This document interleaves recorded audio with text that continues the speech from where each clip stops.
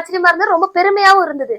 ஆனா இப்போ பாத்தீங்க அப்படின்னா சமீப காலமாக அந்த இளைஞர் வந்து ஏதோ ஒரு ரியாலிட்டி ஷோல வந்து கலந்துட்டு இருந்திருக்காரு.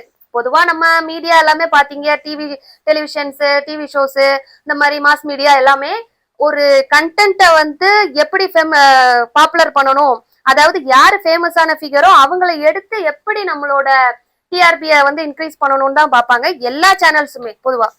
அதுல மாட்டினவர் தான் இப்ப நம்ம தங்கபாண்டி. இப்ப கொஞ்ச நாள் முன்னாடி நம்ம வாட்டர்மெலன் திவாகரா அவரை கொஞ்சம் இந்த மாதிரி எடுத்து மூவில எல்லாம் போட்டு எடுத்து கடைசியில அவரோட இமேஜ் வந்து டோட்டலா டேமேஜ் ஆயிடுச்சு.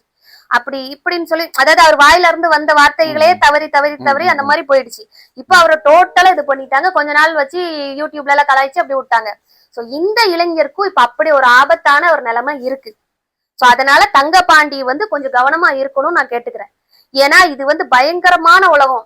இதுல வந்து ஒரு மீடியா வந்து இவரை எடுத்து கமர்ஷியலா அவங்க கிரியேட் பண்றாங்களா மேடம்? கமர்ஷியல் பர்பஸ்க்கு தான் அவரை யூஸ் பண்றாங்க. சும்மா எதுக்கு ஒரு இளைஞரை எடுக்கணும், சும்மா சாதாரணமா ஒரு இளைஞரை போட முடியுமா? அவங்க இவ்வளவு ட்ரெண்ட் ஆனவர், இவ்வளவு ஃபேன் ஃபாலோவர்ஸ் இருக்கு அவருக்கு. அது மட்டும் இல்ல, அவர் பயங்கரமா அவரோட ஒரு என்ன சொல்றது, நல்ல ஒரு டேலண்டான ஒரு பர்சன், ஒரு இன்னசென்டான பர்சன். ஆனா அவரை வந்து எப்படி ப்ரொஜெக்ட் பண்றாங்க அதுதான் இப்ப மீடியா கையில இருக்கு. சோ ஆக்சுவலா இப்போ வந்து நம்ம பாக்குறது எல்லாமே நம்மளோட சுய இது கிடையாது. அதை ஃபர்ஸ்ட் எல்லாருமே புரிஞ்சுக்கணும். எல்லாத்துக்கும் வேற வேற முகங்கள் இருக்கும். ஆனா அவங்க மீடியால எப்படி ப்ரொஜெக்ட் பண்றாங்க, மீடியால எப்படி காமிக்கிறாங்க, அதுதான் மக்கள் மனசுல பதியும்.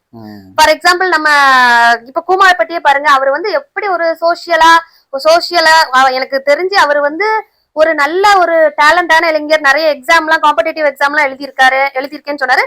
அவரோட வீட்டை அன்னைக்கு இன்டர்வியூ பண்ணாங்களே, அப்போ வீடு ஃபுல்லா புக்ஸா இருந்தது. அப்போ ரொம்ப ஆச்சரியமா இருந்தது. இந்த காலத்திலயும் இப்படி புத்தகங்கள் படிக்கிறதுக்கு ஒரு பிரியர் இருக்காரா, அதுவும் யங்ஸ்டர் அப்படின்னு சொல்லிட்டு எல்லாருமே வியந்து பார்த்தோம்.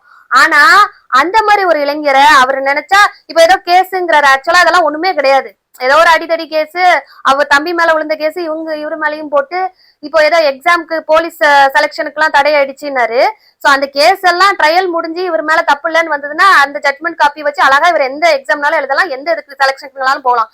அதெல்லாம் ஒரு பிரச்சனையே கிடையாது யங்ஸ்டர்ஸ் மத்தியில. சோ அதை வந்து கொஞ்சம் தெளிவுபடுத்தணும் இவர்கிட்ட.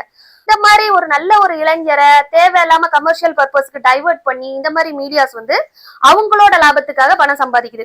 இப்ப அவர் நிறைய ஆடு அப்படி எல்லாம் போனாரு நகை கடைக்கு, அது இதுனா அதெல்லாம் ஓகே. அது வந்து அவருக்கும் கொஞ்சம் இன்கம் வேணும், ப்ரமோஷன்ஸ்லாம் அதெல்லாம் ஓகே தான். அதெல்லாம் நம்ம ஒண்ணும் சொல்ல முடியாது, அது அவங்க இஷ்டம். ஆனா இந்த மாதிரி ரியாலிட்டி ஷோஸ் வந்து பொதுமக்கள் கிட்ட என்ன மாதிரி போர்ட்ரே பண்ணுதுன்னா, இந்த மாதிரி டபுள் மீனிங் வேர்ட்ஸ், வல்கரிக் வேர்ட்ஸ், அந்த மாதிரி நிறைய டபுள் மீனிங் ஆக்ஷன்ஸ் எல்லாமே பண்றாரு. அதுல நிறைய விஷயங்கள்